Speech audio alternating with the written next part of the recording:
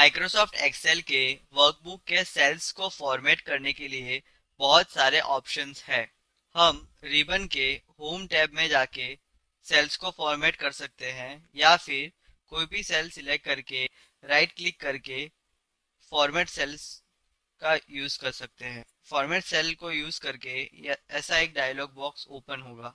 हम देख सकते हैं कि होम टैब के इस पार्ट में से हम कोई भी सेल का font type and font size को चेंज कर सकते हैं। फॉर एग्जांपल, अगर मुझे ये सारे सेल्स का फॉन्ट टाइप चेंज करना हो एरियल में, तो मैं सबसे पहले ये सारे सेल्स को सिलेक्ट करूंगा। फिर यहाँ जाके फॉन्ट टाइप में एरियल या एरियल ब्लैक को सिलेक्ट करूंगा। अब मैं इस सेल्स के फॉन्ट साइज को भी चेंज करता हूँ। अभी फॉन्ट साइज 11 है, मैं इसको चेंज करके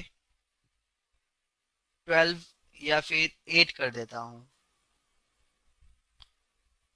यहाँ पे एरियल ब्लैक है, मैं इसको भी एरियल ब्लैक कर देता हूँ। हम इस बटन्स का यूज करके कोई भी सेल के कंटेंट को मॉडिफाई कर सकते हैं। पहले मैं इसको एरियल ब्लैक से नॉर्मल एरियल कर देता हूँ। अब ये सारे सेल्स को सिलेक्ट करके मैं ये बी पे क्लिक करता हूँ और ये सारे सेल्स का कंटेंट बोल्ड कर देगा।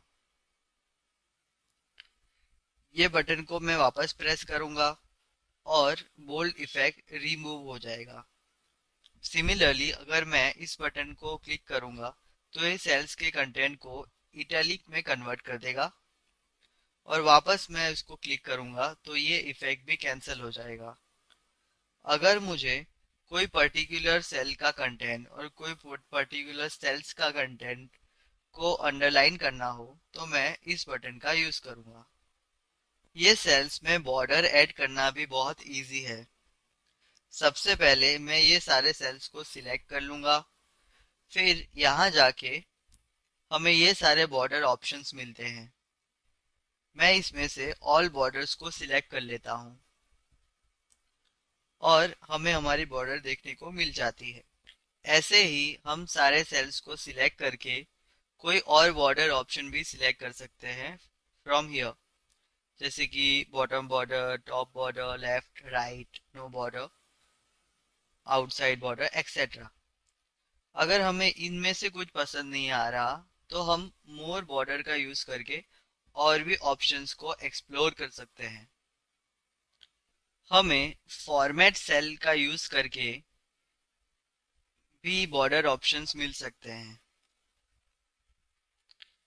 यहाँ पे बॉर्डर टैब में हमें बहुत सारे ऑप्शंस मिल रहे हैं और हम इनमें से कोई भी एक सिलेक्ट कर सकते हैं।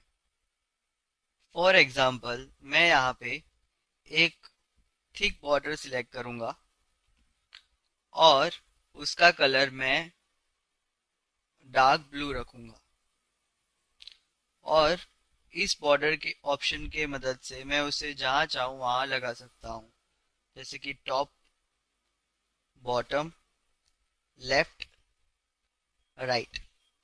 यहाँ पे हमें बॉर्डर ऑप्शंस का प्रीव्यू देखने को मिलेगा। जैसे ही मैं इसको ओके करता हूँ और ये हमारे सेल्स में अप्लाई हो जाता है, हमें टॉप, बॉटम, लेफ्ट और राइट में एक थिक बॉर्डर जो ब्लू कलर की है वो देखने मिलती है। अगर ये बॉक्स का फिल कलर मुझे चेंज करना है तो मैं इस फिल ऑप्शन का यूज करके कर सकता हूँ। मुझे कुछ ग्रे कलर सिलेक्ट करना है और अब मैं चाहता हूँ कि इसमें जो टेक्स्ट का कलर है वो मैं रेड सिलेक्ट करूँ। वो मैं यहाँ से कर सकता हूँ और let's change the colour to red और वाइट और yellow. Let's stick with the red. चलो एक प्रैक्टिकल एग्जांपल देखते हैं। यहाँ पे हमारे पास कुछ डेटा है और वो 3 फील्ड्स में डिवाइडेड है: student name, parents name, phone number. जैसे कि हम देख सकते हैं ये डेटा बहुत अनऑर्गेनाइज्ड है। चलो इस डेटा को ऑर्गेनाइज करते हैं यूजिंग एक्सेल के फॉर्मेटिंग ऑप्शंस। सबसे पहले मैं ये फर्स्ट कॉलम का डेटा अलाइन लेफ्ट कर देता हूँ। सिमिलरली सेकेंड कॉलम का भी डेटा मैं अलाइन लेफ्ट कर देता हूँ। थर्ड कॉलम, क्योंकि ये मोबाइल नंबर्स है, इसको मैं अलाइन राइट कर देता हूँ। हम देख सकते हैं कि इसके टाइटल ऊपर नीचे हो रहे हैं। मैं इस सब को टॉप अलाइन कर देता हूँ। अब इस डेटा में कुछ एक्स्ट्रा फॉर्मेटिंग ऑप्शंस का यूज करते हैं। सबसे पहले इतने सेल्स को सिलेक्ट करके मैं इसका फिल वाइट कर देता हूँ। क्योंकि ये हमारी टाइटल रो है, मैं इसके फॉन्ट को बोल्ड कर देता हूँ और फॉन्ट कलर चेंज करके ब्लू कर देता हूँ। यहाँ पे हमें जो एक्स्ट्रा स्पेस दिखाई दे रहा है उसे मैं ऐसे सिलेक्ट करके रिड्यूस कर देता हूँ।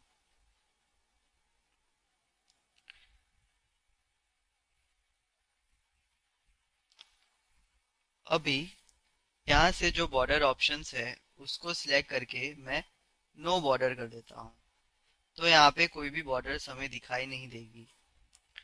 अब मैं चाहता हूँ कि टाइटल रो के नीचे एक लाइन ऐड हो।